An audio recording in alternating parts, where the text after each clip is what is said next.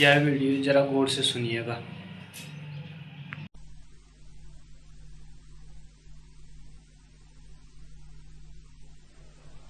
मेरे प्रिय आत्मा, एक छोटी सी कहानी से मैं अपनी चर्चा शुरू करना चाहूंगा। एक राजमहल के द्वार पर बहुत भीड़ लगी हुई थी। भीड़ सुबह से लगनी शुरू हुई थी, दोपहर आ गई थी और भीड़ बढ़ती चली गई थी। जो भी उस द्वार पर आके रुका था वो रुका ही रह गया था। वहां कोई बड़ी अभूतपूर्व घटना घट गई थी और जिसको भी राजधानी में खबर लगी वो भागा हुआ महल की तरफ चला आ रहा था। सांझ भी आ गई। करीब करीब सारी राजधानी महल के द्वार पर इकट्ठी हो गई थी। लाखों लोग इकट्ठे थे। उस द्वार पर सुबह सुबह एक भिक्षु आया था और उस भिक्षु ने राजा से कहा था, मुझे कुछ भिक्षा मिल सकेगी? राजा ने कहा था, कोई कमी नहीं है, तुम जो चाहो मांग लो। उस भिखारी ने एक बड़ी अजीब शर्त रखी। उसने कहा कि मैं भिक्षा तभी लेता हूं जब मुझे ये आश्वासन मिल जाए, ये वचन मिल जाए कि मेरा पूरा भिक्षा पात्र भर दिया जाएगा। मैं अधूरा भिक्षा पात्र लेकर नहीं जाऊंगा। तो यदि ये वचन देते हो कि मेरा पूरा भिक्षा पात्र भर देंगे तो मैं भिक्षा लूं, अन्यथा मैं किसी और द्वार पे चला जाऊं। ऐसा शर्त वाला भिखारी कभी देखा नहीं गया था। और ये शर्त कोई इतनी बड़ी भी ना थी कि राजा के द्वार से उसे लौटना पड़े। राजा हंसा और उसने कहा, तुमने मुझे क्या समझ रखा है? क्या मैं तुम्हारे इस छोटे से भिक्षा पात्र को न भर सकूंगा? शायद तुम सोचते हो कि मैं धान्य में कुछ कम हूं और एक भिखारी का भिक्षा पात्र भी न भर सकूंगा। उसने अपने वजीरों को कहा कि जाओ और अन्न के दानों से नहीं बल्कि हीरे मोतियों से इसके भिक्षा पात्र को भर दो। उसने कहा, शर्त मुझे स्वीकार है। राजा हंसा था ये कहकर, लेकिन भिखारी भी हंसा और उसने कहा, एक बार फिर सोच ले, क्योंकि न मालूम कितने लोगों ने ये शर्त स्वीकार की और वो इसे पूरा नहीं कर पाए। राजा ने कहा, कैसे पागलपन की बातें करते हो? वजीर से कहा, समय मत खो, जाओ और उसके भिक्षा पात्र को बहुमूल्य पत्थरों से भर दो। वजीर बहुत से हीरे मोती लेकर आए। उस राजा के पास कोई कमी न थी हीरे मोतियों की। अकूत उसके खजाने थे और उस भिखारी के भिक्षा पात्र में डाले, लेकिन डालते ही भूल पता चल गई। भिक्षा पात्र में डाले गए मोती हीरे कहीं खो गए और पात्र खाली का खाली रहा। फिर और लाकर डाले गए, फिर और लाकर डाले गए और वे जो अकूत खजाने थे वे खाली होने लगे। सुबह की दोपहर आ गई, भिक्षा पात्र खाली का खाली रहा। राजा घबराया, कठिनाई खड़ी हो गई थी। वचन दिया था लेकिन न मालूम कैसा था ये भिक्षा पात्र। सांझ हो गई, राजा भी अड़ा हुआ था कि भर देगा उसे, लेकिन राजा भी छोटा पड़ गया। भिक्षा पात्र बहुत बड़ा था, वो नहीं भरा और सांझ आखिर राजा को उस भिक्षु के पैरों पर गिर जाना पड़ा और माफी मांग लेनी पड़ी। उसने कहा, मुझे माफ कर दे, भूल हो गई। लेकिन मैं ये पूछना चाहता हूं और ये उत्तर मिल जाएगा तो मैं समझूंगा कि मैं माफ कर दिया गया। ये भिक्षा पात्र क्या है? ये कोई जादू है? ये क्या है रहस्य? ये क्या है मिस्ट्री? छोटा सा पात्र है और भरता नहीं है और मेरे खजाने खाली हो गए। उस भिक्षु ने जो कहा, उसने कहा, न तो कोई जादू है और न कोई रहस्य है। मैं एक मरघट से निकलता था, एक आदमी की खोपड़ी पड़ी मिल गई, उससे ही मैंने ये भिक्षा पात्र बना लिया और मैं खुद ही हैरान हो गया, ये भरता नहीं है। सच्ची बात यह है, आदमी की खोपड़ी कभी भी भरी नहीं है। उस राजमहल के द्वार पर यह जो घटना घटी थी, कोई रहस्य नहीं है इसमें, कोई मिस्ट्री नहीं है। हम सब जानते हैं कि हमारी खोपड़ी भरती नहीं। मनुष्य का मन कुछ ऐसा बना है कि भरता नहीं, और मनुष्य को मन के भरने की जो दौड़ है वही संसार है। और इस सत्य को जान लेना कि मनुष्य का मन भरता नहीं, धर्म की शुरुआत है, धर्म का प्रारंभ है। धर्म से मेरा कोई संबंध हिंदू और मुसलमान और ईसाई और जैन से नहीं है, ये धर्म है भी नहीं। अगर ये धर्म होते तो दुनिया धार्मिक हो गई होती। कोई हिंदू है, कोई मुसलमान है, कोई जैन है, और इस होने की वजह से ही वो धार्मिक नहीं है। धार्मिक होना कुछ बात ही और है। धार्मिक होना एक आंतरिक क्रांति है, एक रेवोल्यूशन है जो चित्त में घटित हो जाती है। उसका कोई एफिलिएशन से, कोई ऑर्गेनाइजेशन से, कोई संगठन, किसी मंदिर और चर्च से कोई वास्ता नहीं। धर्म का संबंध है मनुष्य के मन से। अगर कोई मंदिर है तो मनुष्य का मन है, और अगर कहीं कोई सत्य और परमात्मा है तो वहीं खोजा जाना है। जो किन्हीं और मंदिरों में खोजते हैं वे भटक जाते हैं, क्योंकि वे सब मंदिर बाहर होंगे, और बाहर के मंदिर और बाहर के मकानों में कोई फर्क नहीं। भीतर है कोई, और वो भीतर जो मंदिर है उसकी खोज उसी दिन शुरू होती है जिस दिन ये भ्रम टूट जाता है कि इस मन को भरने की दौड़ व्यर्थ है, ये दिखाई पड़ जाता है। जब तक हम इस मन को भरने की दौड़ में होते हैं तब तक न समय होता, न फुर्सत होती कि हम उसे खोजें जो भीतर है। क्योंकि मन की इस दौड़ को भरने के लिए हमें बाहर दौड़ना पड़ता है, भीतर जाने का अवकाश नहीं मिलता, समय नहीं मिलता, सुविधा नहीं मिलती। मन को भरना है तो बाहर दौड़ना पड़ता है, और परमात्मा को जानना है तो भीतर। जो बाहर दौड़ रहा है वो भीतर नहीं देख पाए, इसमें कोई आश्चर्य नहीं। हम सब बाहर दौड़ रहे हैं, और हम सबका आज तक का भी अनुभव वही है जो उस राजमहल पे उस राजा को हुआ था। हम में से कौन कितना भर गया है? और क्या ये सीधा सा तर्क और सीधा सा अनुमान नहीं कि आज तक हम दौड़े हैं और भरे नहीं, तो कल भी हम दौड़ेंगे तो भर कैसे जाएंगे?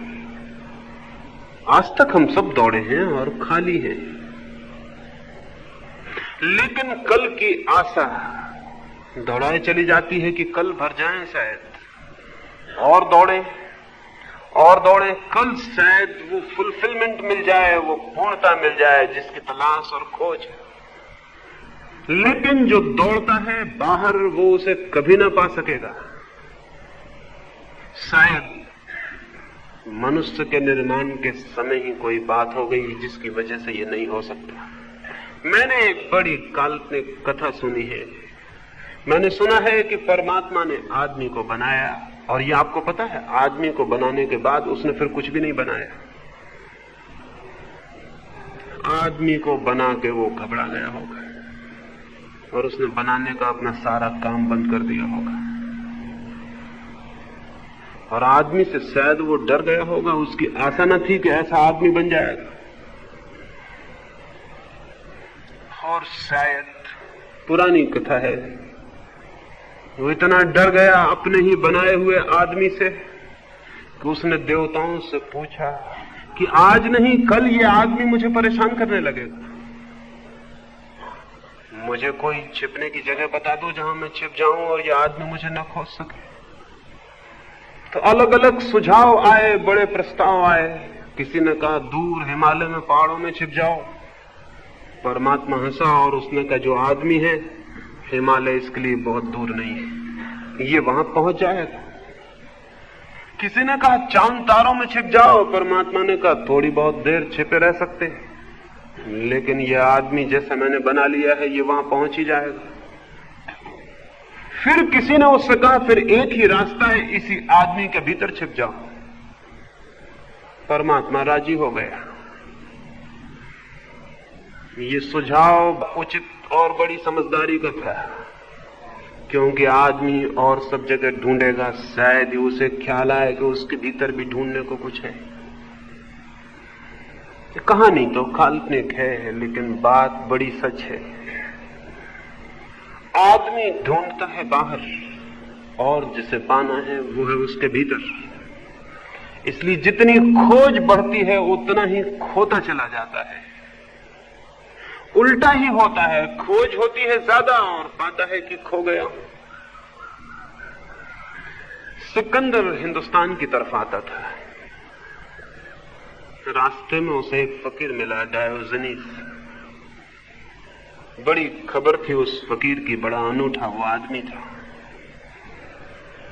एक छोर पर सिकंदर था तो दूसरे छोर पर वो था। सिकंदर ने राह से चलते वक्त सोचा कि मिलता चलूं डायोजनीस को भी, बड़ी खबर सुनी है इस आदमी की।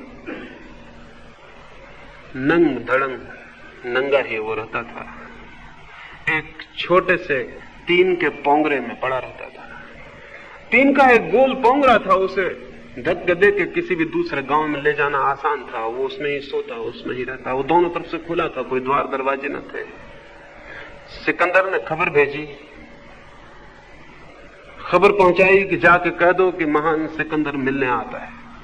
डायोजनीस अपने उस पोंगरे के बाहर सुबह की धूप लेता था, सर्दी के दिन थे। वो हंसने लगा और उसने कहा, जाओ कह देना सिकंदर को, जो खुद को महान समझता है उससे छोटा दूसरा आदमी नहीं। वे सिपाही बोले, बड़ी भूल की बात कह रहे हो। इसका एक ही नतीजा हो सकता है कि गर्दन तुम्हारे सिर से अलग कर दी जाए। डायोजनीस ने कहा, जाओ और कह देना। बड़ी कठिन है ये बात, क्योंकि जिस गर्दन को मेरी कोई अलग कर सकता है उसे बहुत देर पहले मैं खुद ही अलग कर चुका हूं। कह दो सिकंदर से, बहुत मुश्किल है ये बात, तलवार काम नहीं कर सकेगी, क्योंकि जिस शरीर को वो समाप्त करेगा मैं जान चुका हूं कि वो मैं नहीं। खबर ये सिकंदर को कर दी गई होगी। सिकंदर आया और उसने डायोजनीस से कहा, बहुत खुश हूं तुम्हारी बातों से, तुम्हारी हिम्मत और साहस से। तुम अकेले आदमी हो जिसने सिकंदर को जवाब दिया है, तो मैं खुश हूं। डायोजनीस ने कहा, लेकिन मैं बहुत दुखी हूं। तुम्हें देखकर मेरे मन में बड़ी दया आती, बहुत दुख होता। तुम पागल हो। सिकंदर ने पूछा, क्या है मेरा पागलपन? डायोजनीस ने कहा, महीनों से देखता हूं फौजें चली जा रही हैं, क्या इरादे हैं, क्या करना चाहते हो? इतने हथियार, इतने घोड़े, इतने सैनिक, ये क्या हो रहा है? कहां जा रहे हो? ये तोपें कहां जा रही? सिकंदर ने कहा, मेरा इरादा एशिया माइनर को जीतने का। डायोजनीस ने पूछा, और उसके बाद? सिकंदर ने कहा, उसके बाद हिंदुस्तान।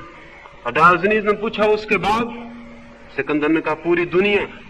और डायोजनीस ने पूछा, उसके बाद? सिकंदर ने कहा, फिर मैं विश्राम करूंगा, आनंद से विश्राम करूंगा। डायोजनीस बोला, बड़े पागल हो, इसलिए मैंने कहा मैं अभी विश्राम कर रहा हूं, आ जाओ और विश्राम करो, इतनी दौड़ की क्या जरूरत है? अगर अंत में विश्राम ही करना है तो इतनी दौड़ की क्या जरूरत है? और अगर अंत में अपने पर ही लौटना है तो इतनी सारी दुनिया के भ्रमण करने की क्या जरूरत है? कहते हो आखिर में अपने पर लौट आऊंगा, अपने घर और विश्राम करूंगा, तो इतनी दौड़, नाहक समय खो रहे हो। इतनी देर और विश्राम कर ले सकते हो। और फिर मेरे झोपड़े में 2 किलाएं काफी जगह है, आ जाओ, जैसा मैं विश्राम कर रहा हूं तुम भी करो।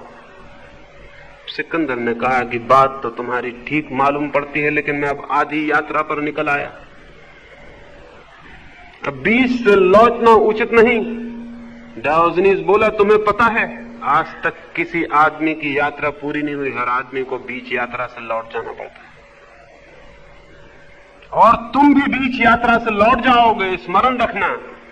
वो क्षण नहीं आएगा जब तुम विश्राम कर सको, क्योंकि वो चित्त तुम्हारा नहीं है जो विश्राम और आनंद को जान ले। और तुम बीच में ही टूट जाओगे, समाप्त हो जाओगे। यात्रा तो नहीं होगी पूरी, तुम पूरे हो जाओगे। और यही हुआ। सिकंदर भारत से वापस लौटते वक्त घर तक नहीं पहुंच पाया, बीच में समाप्त हो गए।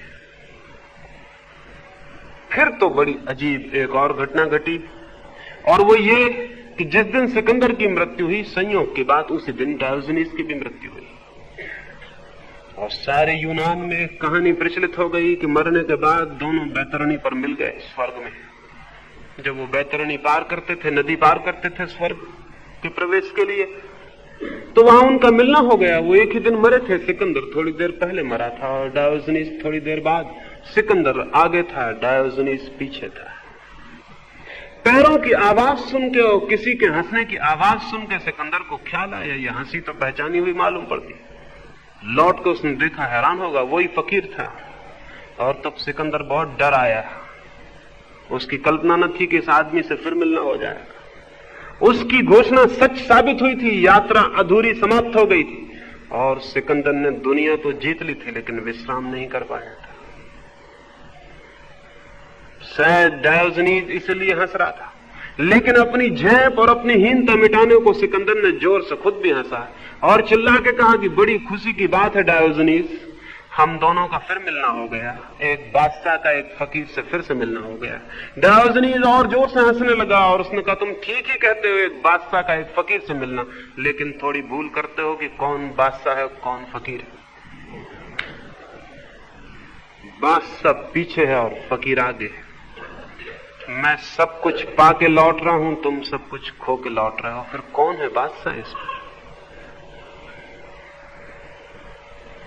एक ऐसी संपदा है मनुष्य के भीतर कि उसे पाए बिना न कभी कोई पूर्णता न कोई आनंद को उपलब्ध होता है।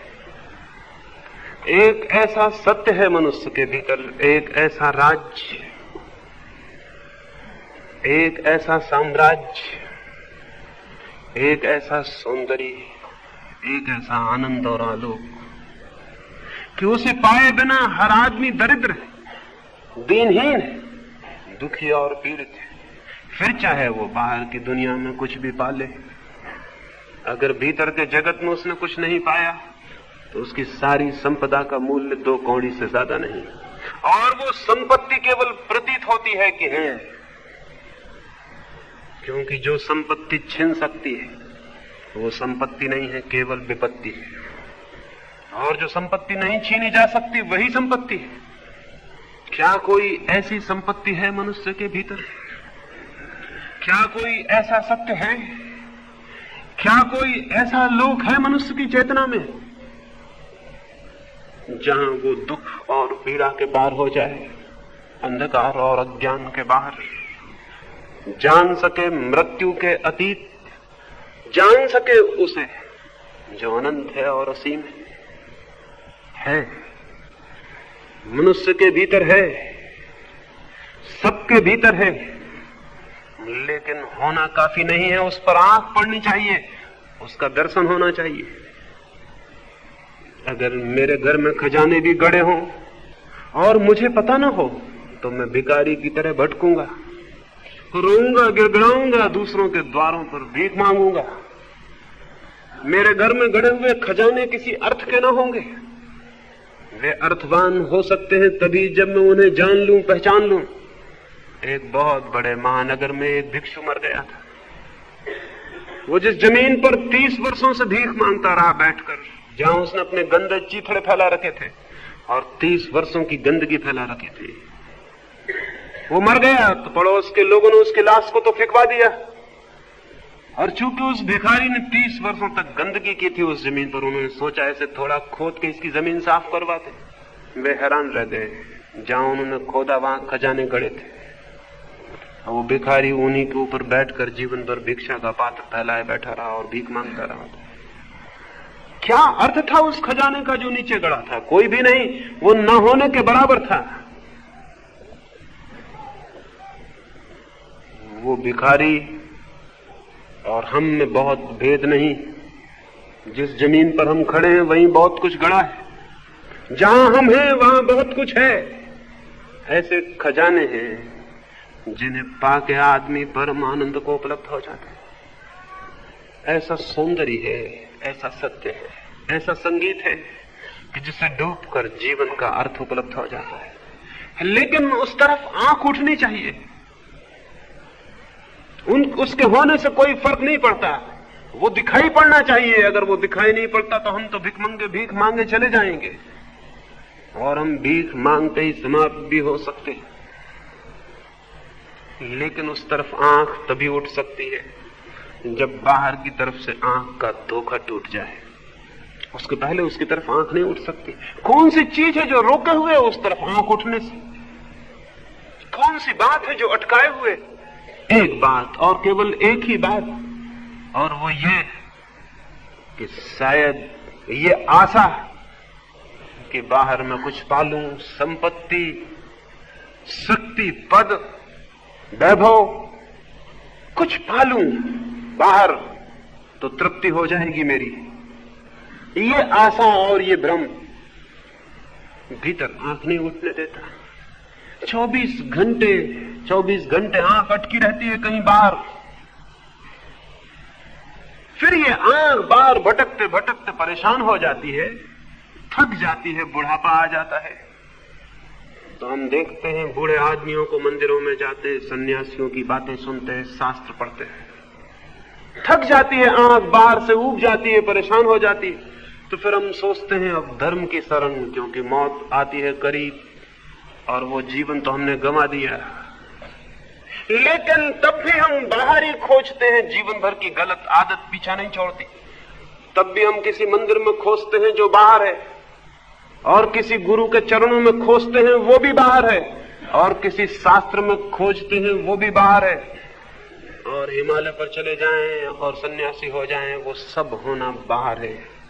वो जीवन भर की जो गलत आदत थी बाहर खोजने की, यद्यपि ये दिखाई पड़ गया कि बाहर नहीं मिलता, लेकिन फिर भी धर्म के नाम पर भी हम बाहर ही खोजते हैं। पहला भ्रम टूट जाता है तो दूसरा भ्रम उसकी जगह खड़ा हो जाता है।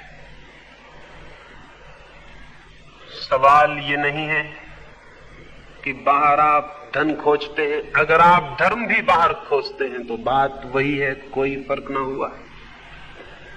सवाल ये नहीं है कि बाहर आप शक्ति खोजते हैं, पद खोजते हैं, राज्य खोजते हैं।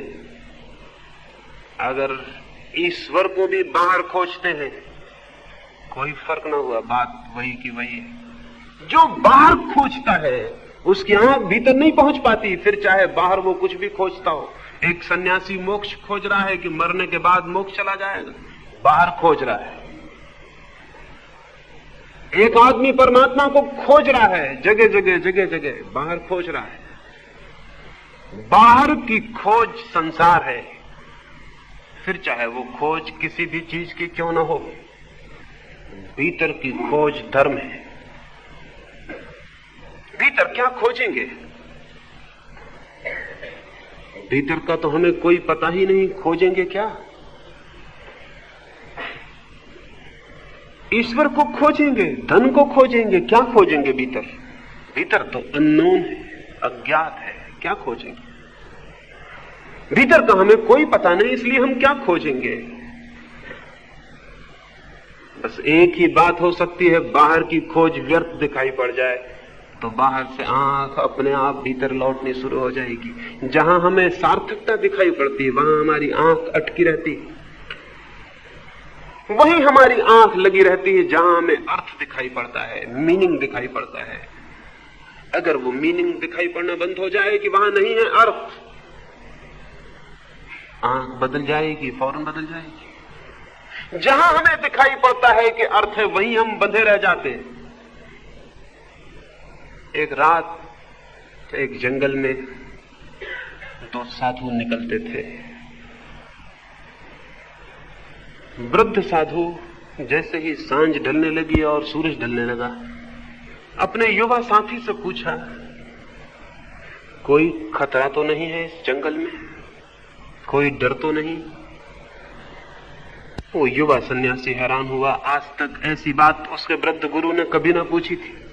अंधेरे से अंधेरे, बीहड़ से बीहड़, निबिड़ से निबिड़ जंगलों में से वे निकले थे, लेकिन कभी उसने न पूछा था कि कोई भय तो नहीं, कोई फियर तो नहीं, कोई डर तो नहीं। सन्यासी को डर कैसा? वो थोड़ा चिंतित हुआ, आज ये बात क्यों उठाई है मन में? क्या हो गया है? आज कुछ गड़बड़ जरूर है, कोई फर्क जरूर है।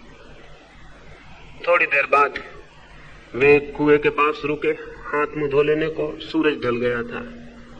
वृद्ध ने अपनी झोली युवा को दी और कहा, जरा संभाल के रखना, मैं हाथ मुंह धो लूं। तब उस युवक को ख्याल आया, झोली में जरूर कुछ होना चाहिए, शायद कुछ है झोली में, उसी का भय है।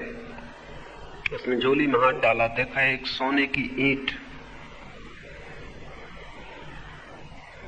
उसने उस ईंट को तो फेंक दिया जंगल के रास्ते के किनारे, उतने ही वजन का एक पत्थर झोली के भीतर रख दिया। फिर यात्रा फिर शुरू हो गई। गुरु आ गया, उसने जल्दी से अपनी झोली ले ली और फिर चलने लगे।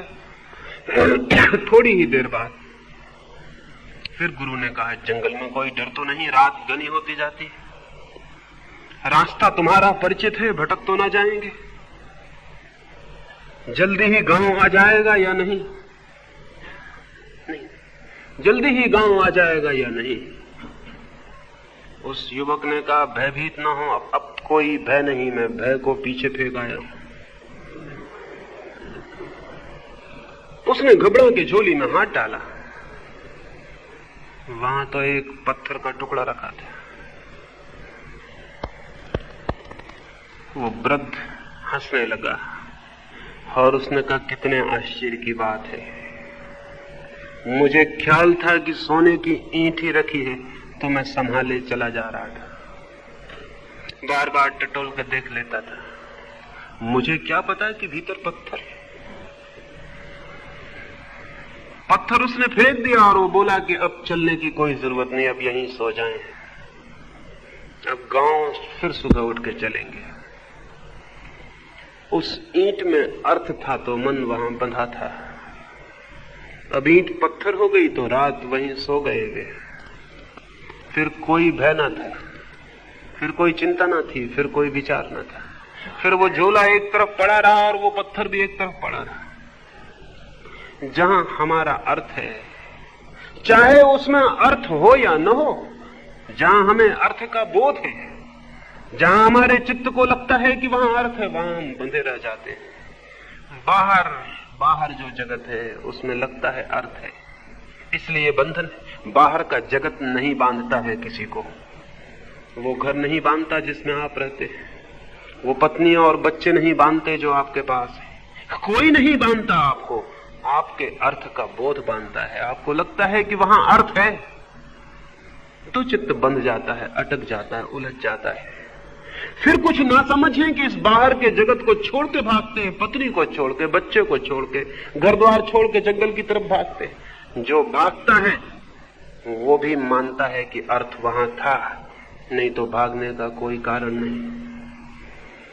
जिसके पीछे हम भागते हैं उसमें भी अर्थ है और जिससे हम भागते हैं उसमें भी अर्थ है।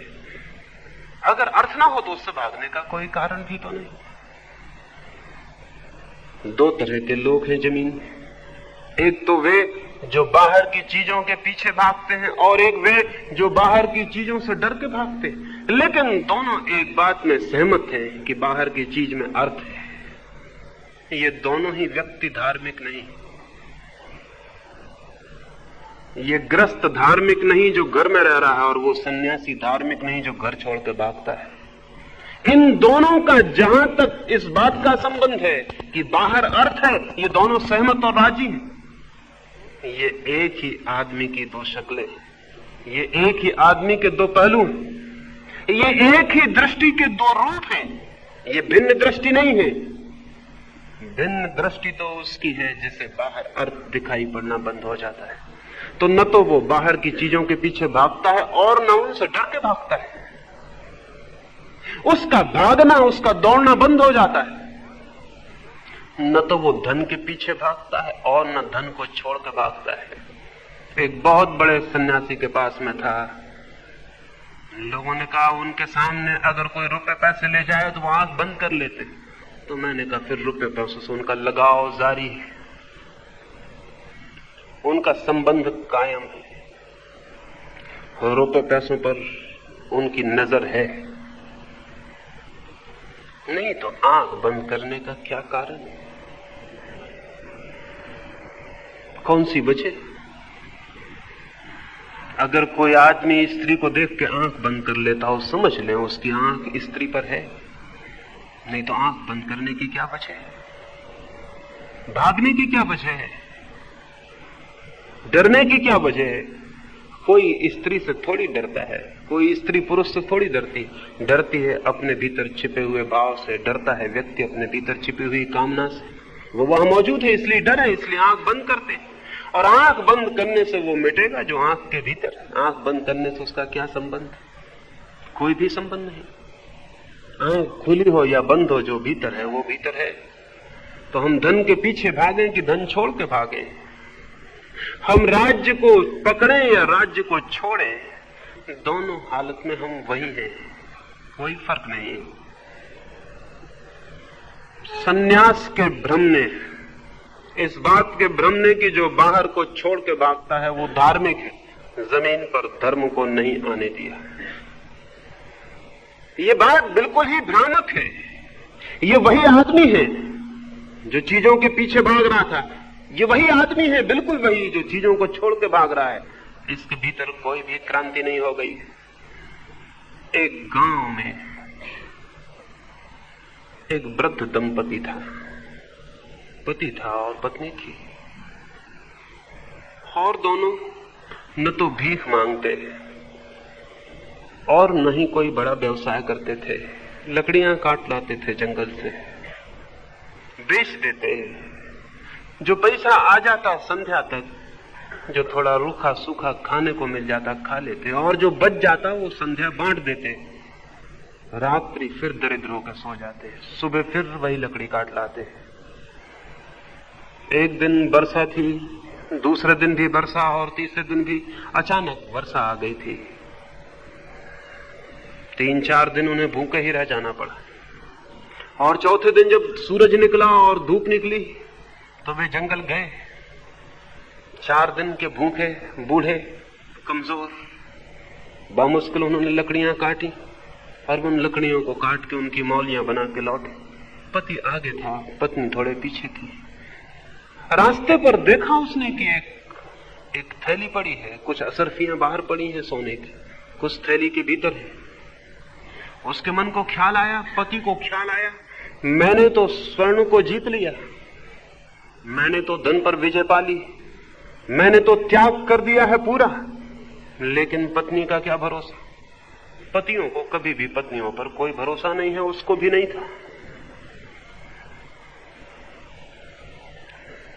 सोचा कहीं उसका मन न डोल जाए, कहीं उसके मन में यह ख्याल ना आ जाए 4 दिन की भूख परेशानी उठा ले, व्यर्थ पाप लगेगा उसके मन को। कमजोर होती हैं स्त्रियां, सोचा ऐसा उसने। ऐसा अपने आप को मजबूत सोचने के लिए सुविधा होती है, दूसरे को कमजोर सोच लेना। तो उसने जल्दी से उस असरफी और थैली को गड्ढे में सरका के मिट्टी डाल दी। पीछे उसकी पत्नी भी आ गई। जब वो मिट्टी डाल ही रहा था तो उसकी पत्नी ने पूछा, क्या करते? सत्य बोलने का नियम था उसका, मुश्किल में पड़ गया। जो भी नियम ले लेते हैं सत्य बोलने का, वो मुश्किल में पड़ ही जाते हैं, क्योंकि सत्य सहज निकले वो बात दूसरी है, और नियम से निकले वो बात बिल्कुल दूसरी है। तो कठिनाई खड़ी हो गई। सच बोलता है तो जो बात छिपानी चाहे थी वो जाहिर होती। झूठ बोल नहीं सकता, इसलिए मजबूरी में उसे कहना ही पड़ा कि मुझे क्षमा करो, अपने मन में कोई वासना मत लाना। बहुत बहुमूल्य असरफियों वाली थैली यहां पड़ी थी, सोने की असरफियां थी। मैंने सोचा मैंने तो स्वर्ण पर विजय पा ली, लेकिन तुम्हारा मन कहीं डोल ना जाए, इसलिए मैं उन्होंने हटा के मिट्टी से ढक दिया ताकि तुम देख ना पाओ। वो पत्नी हंसने लगी और उसने कहा, तुम्हें सोना अभी दिखाई पड़ता है और तुम्हें मिट्टी पर मिट्टी डालते हुए शर्म भी नहीं आती? ये जो पति है ये वही का वही है। इसने सोना छोड़ा है, लेकिन सोने से इसका अर्थ नहीं गया। इसे अभी सोना मिट्टी नहीं हुआ, सोना ही है। छोड़ा है इसने, लेकिन छोड़ने से सोना मिट्टी थोड़ी हो जाता है। जानने से, छोड़ने से नहीं, जागने से, छोड़ने से नहीं, बोध के जगने से सोना जरूर मिट्टी हो जाता है। और सोना मिट्टी हो जाए तो न तो उसे पकड़ने की दौड़ रह जाती है और न छोड़ने की। सोना अपनी जगह रह जाता है, हम अपनी जगह रह जाते हैं। उससे हमारा नाता टूट जाता है। गृहस्थी का भी नाता है, सन्यासी का भी नाता है, रिलेशनशिप है, वो चाहे पकड़ने की हो चाहे छोड़ने की हो। धार्मिक आदमी वो है बाहर के जगत से जिसका अर्थ विलीन हो गया और रिलेशनशिप टूट गई, संबंध टूट गया। ये तो बोध, अवेयरनेस, बाहर से हम इतना अपने को भरते हैं फिर भी भर नहीं पाते। तो कहीं कोई भूल तो नहीं है, कहीं कुछ ऐसा तो नहीं है कि बाहर हम कुछ भी इकट्ठा करने में समर्थ हो जाएं, भीतर हम खाली ही बने रहेंगे। सच है, सीधी गणित की बात है, जो बाहर है वो भीतर को कैसे भर सकेगा? जो बाहर है वो भीतर आ कैसे सकेगा? खालीपन है भीतर, एम्प्टीनेस है भीतर, और जो भी हम जोड़ लेंगे वो होगा बाहर। भीतर और बाहर का मेल कहां होता है? जोड़ेंगे वो रह जाएगा बाहर, भीतर उसे कैसे ले जाइएगा? जो भी बाहर है वो भीतर न जा सकेगा। वो डायमेंशन अलग है, वो आयाम अलग है। जो बाहर है वो भीतर नहीं जा सकेगा। बाहर का बाहर रह जाएगा, भीतर हम खाली थे खाली रह जाएंगे। और उसी भीतर के खालीपन को भरने के लिए दौड़े थे, इकट्ठा किया था ये सब। इस इकट्ठा करने में जीवन तो व्यतीत होगा, लेकिन उपलब्धि नहीं होती है, नहीं हो सकती है। भीतर को भरने का उपाय बाहर नहीं है। इस बोध का नाम धर्म है, इस समझ, इस अंडरस्टैंडिंग का नाम धर्म है। न तो गीता पढ़ लेने का नाम और न बाइबल पढ़ लेने का नाम, और न टीका लगा लेने का नाम और न मंदिर चले जाने का नाम, और न इस तरह के वस्त्र या उस तरह के वस्त्र पहन लेने का नाम धर्म है। ये सब धोखे की बातें हैं जिनमें हम धार्मिक होने का मजा ले लेते हैं बिना धार्मिक हुए। सस्ते उपाय हमने खोज लिए हैं धार्मिक होने के भी, सस्ते 2-2 पैसे के उपाय। एक आदमी 4 पैसे की माला खरीद लाए और उस पर अंगुलियां फेराता रहे तो वो धार्मिक हो जाता है। इस भांति सेल्फ डिसेप्शन, खुद को हम धोखा दे लेते हैं कि धार्मिक हो गए। धार्मिक होना एक आमूल क्रांति है, और वो क्रांति इस बात से संबंधित है कि बाहर के जीवन में अर्थ नहीं है, ये दिखाई पड़ जाए। ये कैसे दिखाई पड़ेगा?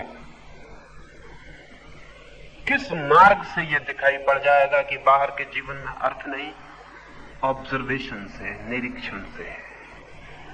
बाहर के जीवन को और स्वयं को थोड़ा निरीक्षण करें, थोड़ा देखें। निंदा ना करें, निंदा ना करें कि बाहर का जीवन पाप है और बुरा है। छोड़ना है इसे। जो निंदा करता है उसे अर्थ दिखाई पड़ रहा है, निंदा ना करें। कंडेमनेशन का कोई मतलब नहीं है। बाहर की दुनिया की निंदा ना करें कि ये पाप है और बुरा है। पाप और बुरा है तो भी अर्थ मौजूद है। नहीं, बाहर के जीवन को बहुत निर्दोष चित्त से देखें, बहुत इनोसेंट ऑब्जर्वेशन चाहिए। देखें आंख खोल के, ये बाहर की जिंदगी है, क्या है ये? और इतना मैं दौड़ूं और इतना इकट्ठा कर लूं, क्या होगा? क्या हो रहा है दूसरों को? अमेरिका का एक अरबपति कार्नेगी मरा तो उसके पास 4 अरब रुपए थे मरते वक्त, लेकिन बहुत उदास और दुखी था। उसकी जीवन कथा लिखने वाले लेखक ने उससे पूछा, आप तो तृप्त होंगे, अपने ही जीवन में अकेले अपने श्रम से 4 अरब रुपए आपने खड़े किए। कार्नेगी ने कहा, तृप्त? मेरे इरादे 10 अरब रुपए इकट्ठे करने के थे। मैं एक असफल आदमी हूं। क्या आप सोचते हैं कार्नेगी को 10 अरब रुपए मिल जाते तो सफल आदमी हो जाता? हम जानते हैं जिनको 10 अरब मिलते हैं वो भी सफल नहीं मानते अपने को। क्योंकि यदि वो सफल मान लें तो आगे की दौड़ बंद कर दें। लेकिन नहीं, 10 अरब के बाद भी दौड़ जारी रहती है। सफलता नहीं आई, नहीं तो दौड़ बंद हो जाती। सफलता आती तो दौड़ रुक जाती। कभी किसी की दौड़ रुकते देखी है? 10 अरब मिल जाते कार्नेगी को तो उसे पता भी नहीं चलता कि उसके सपने 100 अरब के कब हो गए। चुपचाप अंधेरे में सपने आगे बढ़ जाते हैं। जितना हम पा लेते हैं उससे बहुत आगे हमारे सपने खड़े हो जाते हैं। आकाश के क्षितिज की भांति, होरिजन की भांति दिखता है कि जमीन को छू रहा है, यही पास, यही सूरत के बाहर जमीन को छू रहा है आकाश चारों तरफ से। बढ़े थोड़ा तो पाएंगे वो आकाश भी हटता चला जा रहा है। सूरत बहुत पीछे छूट जाएगा और आकाश को जमीन छूने की जो रेखा है वो उतनी ही दूर रहेगी जितने तब थी जब हम नहीं चले थे। कितना ही चल लें वो उतनी ही दूर रहेगी। असल में आकाश जमीन को कहीं छूता ही नहीं तो फासला पूरा हो सकता था। चित्त की जो क्षितिज रेखा है आकांक्षा की, आशा की, वो भी कहीं पूर्ति को छूती नहीं तो पूरी हो सकती थी। बच्चों की एक छोटी कथा है। अलाइस नाम की लड़की परियों के देश में पहुंच गई थी। जब वो परियों के देश में पहुंची, जमीन से चलते चलते बहुत थक गई थी।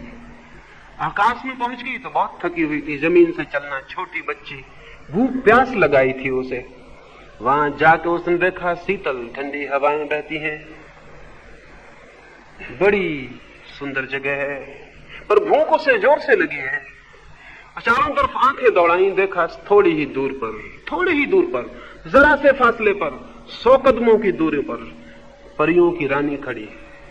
उसके हाथ में फलों के, मिठाइयों के थाल है और वो रानी उसे बुला रही है कि अलाइस आ, उसे इशारा कर रही। अलाइस ने दौड़ना शुरू किया। सुबह थी तब सूरज निकल रहा था। वो भागी। 100 ही कदम का फासला था, 2 क्षण का फासला था, लेकिन भागी सूरज ऊपर चढ़ने लगा और वो घबरा गई। वो भागती जा रही है, रुक के देखती जाती है, फासला उतना ही है, डिस्टेंस उतना है।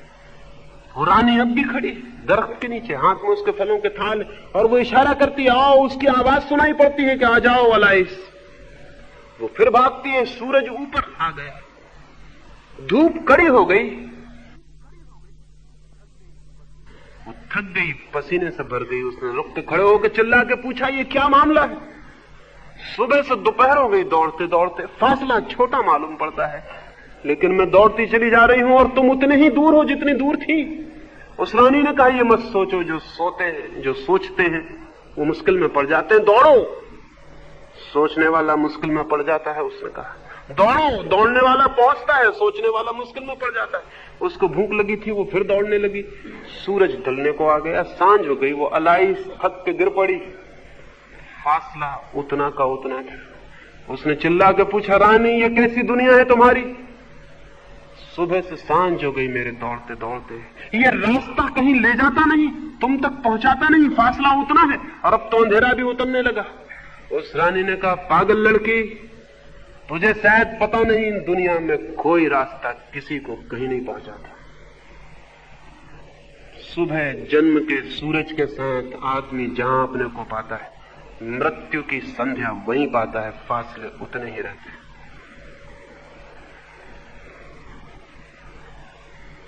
फासले उतने ही रहेंगे, दौड़ने से पूरे नहीं होते। इसका ऑब्जर्वेशन चाहिए, इसका निरीक्षण चाहिए कि हम आंख खोल के चारों तरफ देखें। आंख खोल के जो देखेगा वो आदमी धार्मिक हुए बिना नहीं रह सकता। लेकिन जिनको हम धार्मिक जानते हैं वो तो आंख बंद करके बैठ जाते हैं। आंख बंद करने में धर्म नहीं, आंख ठीक से पूरी खोलने में धर्म है। आंख बंद करना एक तरह की मौत है। आंख बंद करना एक तरह की सुसाइड है, आत्महत्या है। क्योंकि जो आंख बंद करता है वो तथ्यों के जगत से टूट जाता है और उन्हीं तथ्यों के निरीक्षण में छिपा है सत्य। उसी में जो सब तरफ फैला है, उसी में देखना है ठीक से। उसमें हम ठीक से नहीं देख पाते, इसलिए अर्थ मालूम होता है। ठीक से देख पाए, अर्थ विलीन हो जाता है।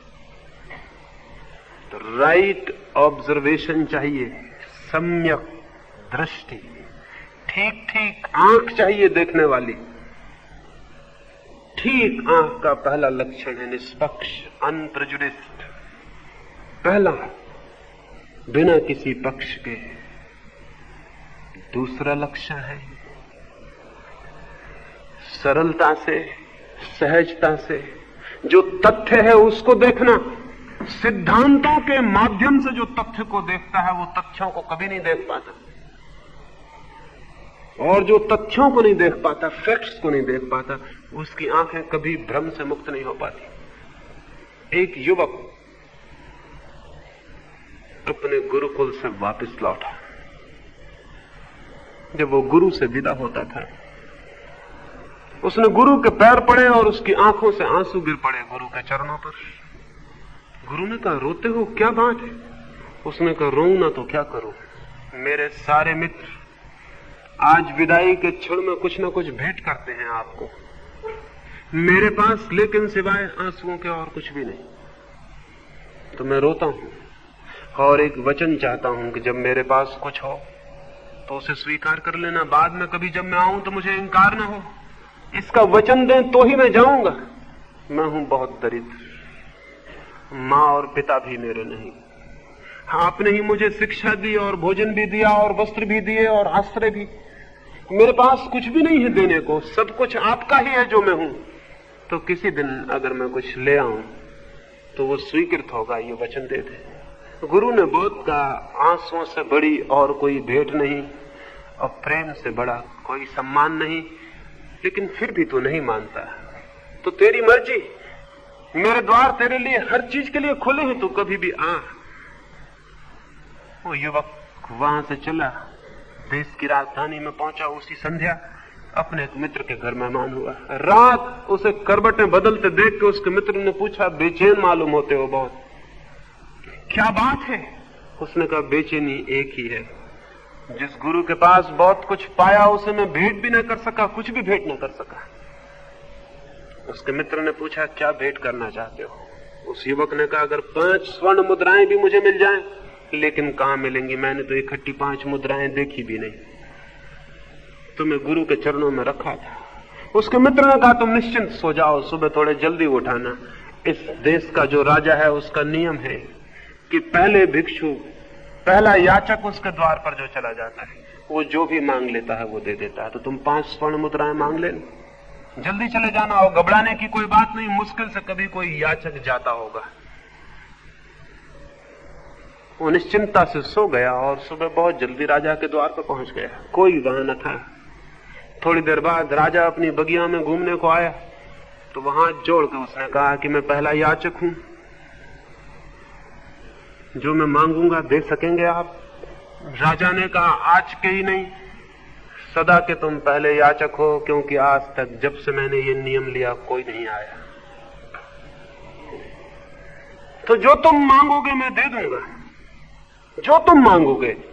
जैसे ही राजा ने ये कहा, जो तुम मांगोगे, 5 स्वर्ण असरफियों का ख्याल एकदम खिसक गया और 5000 असरफियों का ख्याल आ गया। गणित सीखा था उसने भी। आप तो ही गणित जानते हैं, मैं ही थोड़ी, वो भी गणित जानता था। 5 हट गए और शून्य पर शून्य रख गए। 5000। उसने सोचा, जब राजा कहता है जो मांगोगे, तो पागल हूं मैं जो 5 मांगू, 5000 क्यों नहीं? और फिर उसे लगा, पागल हूं मैं जो 5000 ही मांगू, 5 लाख क्यों नहीं? या कि 5 करोड़, या कि 5 अरब, या कि खरब। और फिर बहुत ही शीघ्र क्षणों में संख्याएं लंबी हो गई और अंतिम संख्या आ गई जो उसे मालूम थी। और तब उसका हृदय धक से रह गया कि मैंने और गणित क्यों ना सीख लिया। राजा सामने ही खड़ा था। उसने कहा, प्रतीत होता है तुम निश्चय करके नहीं आए, तो तुम निश्चय कर लो, मैं बगिया का एक चक्कर लगाऊं। युवक को राहत मिली। उसने कहा, बड़ी कृपा है आपकी, मैं थोड़ा सोच लूं। लेकिन सोचने का तो अंतिम सीमा आ गई थी, संख्याएं चुप गई थी। क्या सोचे, क्या करे। और बहुत पीड़ा मालूम होने लगी। राजा के पदचाप सुनाई पड़ने लगे। वो वापस लौटता है, उसके पदचाप बढ़ते चले जाते हैं और वो घबराया जा रहा है और मरा जा रहा है। 5 स्वर्ण सर्फियां बहुत पहले छूट गई। गुरु बहुत न मालूम कहां खो गया। देने लेने की बात न रही, भेंट का कोई सवाल न था। सवाल था एक। राजा कहता है जो मांगोगे दे दूंगा। तो पीड़ा मन को सताने लगी। इस बात की खुशी नहीं कि बहुत कुछ मिल जाएगा, इस बात का दुख कि पता नहीं कितना पीछे छूट जाएगा। मांग तो लूंगा ये, लेकिन पता नहीं कितना पीछे छूट जाएगा और ये अवसर जीवन में दोबारा आए ना आए। और डर है कि ना आएगा, क्योंकि राजा इस भेंट को दे के सचेत हो जाएगा और शायद वापस ले ले अपने नियम को। सोचा होगा एक गरीब सा लड़का है, 10-50 रुपए मांगेगा, कोई स्कॉलरशिप की बात कहेगा या कुछ और। राजा करीब आने लगा, तभी उसके सारे प्राण जैसे इकट्ठे हो गए और उसे ख्याल आया मैं गलती में हूं, संख्या छोड़ दूं, मैं सीधा मांग लूं कि जो कुछ तुम्हारे पास है सब मुझे दे दो। संख्या की उलझन गड़बड़ है, पीछे पछतावा होगा। सब दे दो जो तुम्हारे पास है, हाँ 2 वस्त्र छोड़ दूं, जो वो पहने है पहने चला जाए। बाहर निकल जाओ 2 वस्त्र पहने हुए, दया है मेरी कि 2 वस्त्र छोड़ता हूं। ऐसे मन तो छोड़ने का नहीं होता, 2 वस्त्र भी कौन छोड़ना चाहता है। राजा सामने आया तो वो निर्णित था। उसने कहा फिर से कह दें कि जो मैं मांगूंगा देंगे। राजा ने कहा मैंने, तुम चिंता क्यों करते हो, बोलो। उस युवक ने कहा तब जो आप वस्त्र पहने उन्हें पहने बाहर निकल जाएं, और जो आपका है सब मेरा हुआ। सोचा था राजा घबराएगा, पता नहीं हृदय का दौरा आ जाए, हार्ट अटैक हो जाए या क्या हो जाए, लेकिन राजा घबराया नहीं। बात उल्टी हो गई, घबराया युवक ही, क्योंकि राजा ने आकाश की तरफ हाथ जोड़े और कहा हे परमात्मा, जिस आदमी की मैं प्रतीक्षा करता था वो आ गए। और राजा ने कहा मेरे बेटे, 2 वस्त्र छोड़ने में तुझे बहुत कष्ट होगा, वो भी मैं छोड़े जाता हूं। मैं नग्न ही इस द्वार के बाहर निकल जाता हूं, जिसमें कि कभी तुझे पछतावा न हो और मेरे प्रति क्रोध न आए। छोड़ना बहुत कठिन होता है, राजा ने कहा 2 वस्त्र भी छोड़ना बहुत कठिन होता है, और तेरी उम्र में बहुत कठिन है। मैं ये वस्त्र उतारने लगा राजा। युवक बोला ठहरो, एक चक्कर और बगीचे का लगाएं, मैं एक बार और सोच लूं, क्योंकि मैं घबरा आया हूं, मैं अबोध हूं, मेरा कोई अनुभव नहीं। और आपकी छोड़ने की इतनी राजी, इतनी मर्जी, इतनी स्वेच्छा, इतना आनंद, तो मैं डर गया, क्योंकि जो इतना बड़ा राज जितनी खुशी से छोड़ के भगवान को धन्यवाद देके जाता है, निश्चित ही इस सब में उसने कुछ भी न पाया होगा। जब वो अपने जीवन को व्यर्थ कर लिया आपने, और आप बूढ़े हो आए, और आपके सारे केस शुभ्र हो गए, और आपके चेहरे पे झुर्रियां आ गई, और जीवन आपसे विदा हो गया, और आप इस सब के बीच कुछ न पा सके, तो क्षमा करें, अभी मेरे पास जीवन है, मैं वहां खोजूं जहां कुछ मिल सकता है। क्षमा करें, एक दफा और घूमा है, मैं सोच लूं। राजा ने कहा सोचोगे तो मुश्किल में पड़ जाओगे, सोचने वाले हमेशा मुश्किल में पड़ जाते। और फिर जीवन पड़ा है, सोचते रहना। मैंने भी तो जीवन भर सोचा, तब जाना। रुको, जल्दी क्या है?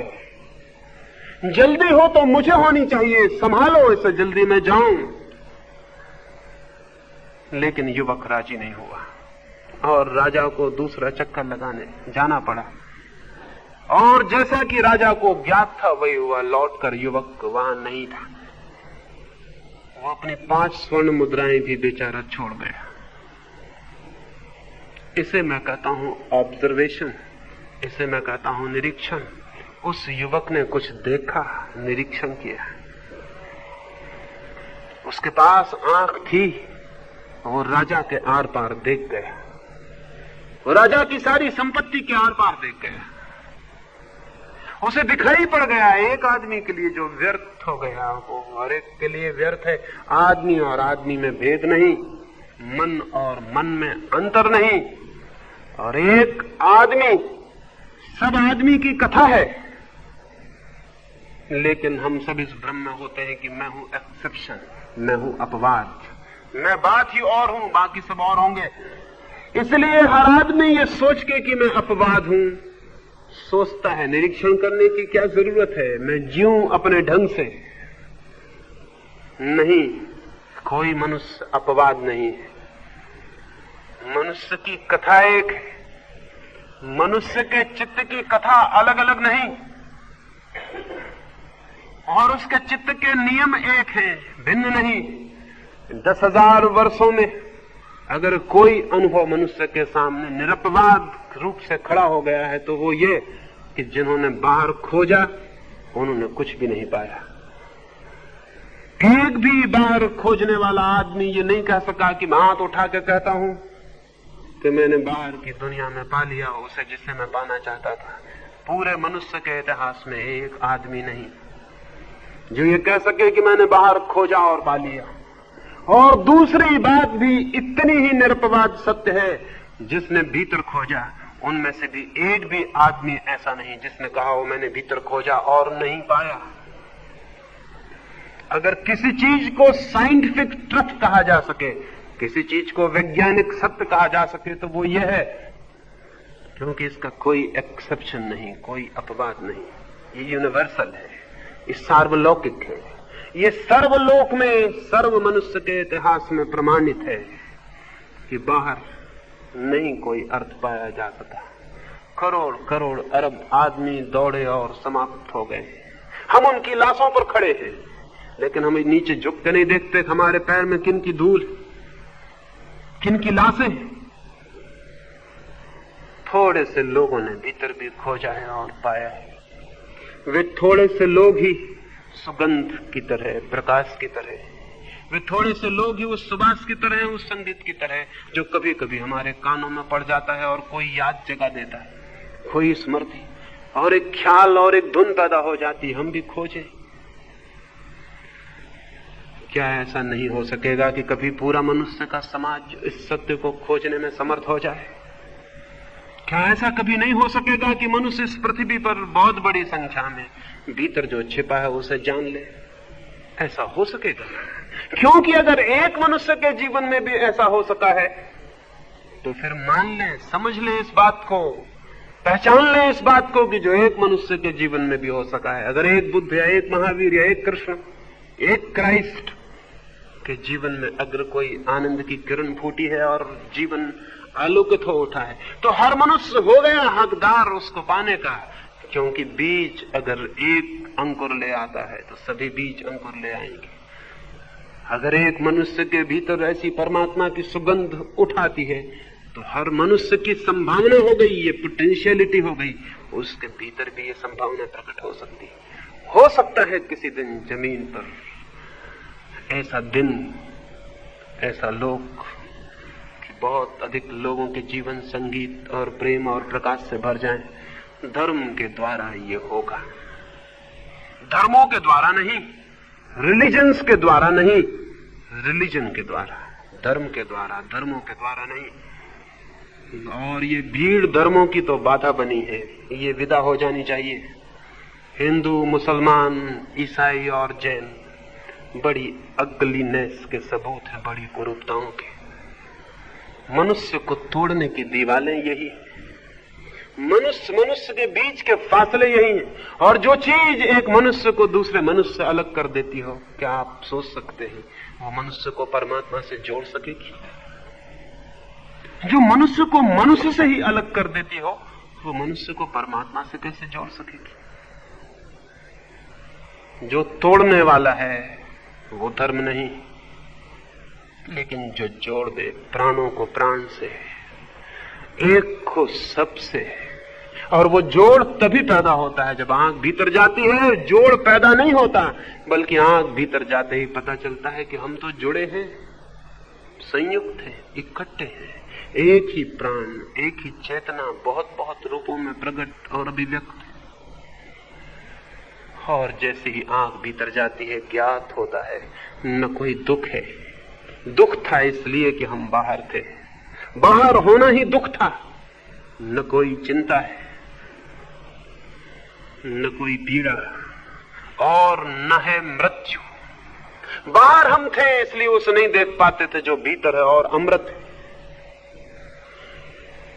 इस छोटी सी चर्चा में मैंने एक ही बात आपसे कही, एक ही छोटा सा सूत्र। देखें आंख खोल के जीवन को, निरीक्षण करें तो बाहर की व्यर्थता दिखाई पड़ सकती है, और बाहर की व्यर्थता दिखाई पड़ा है तो भीतर की सार्थकता पर तत्क्षण आंख पहुंच जाती है।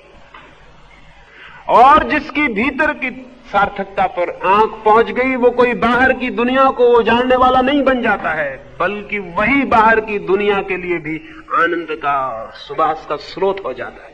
वो कोई बाहर को दुनिया का मिटाने वाला और उजाड़ने वाला नहीं होता, बल्कि वही आधार बन जाता है बाहर की दुनिया के लिए भी।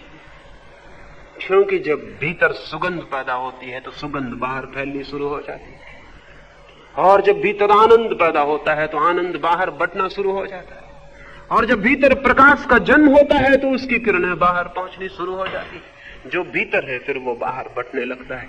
इसलिए जो स्वयं को जानता है और जो धर्म में जीता है वो संसार को उजाड़ता नहीं, बल्कि उसके लिए तो सारा संसार ही परमात्मा हो जाता है।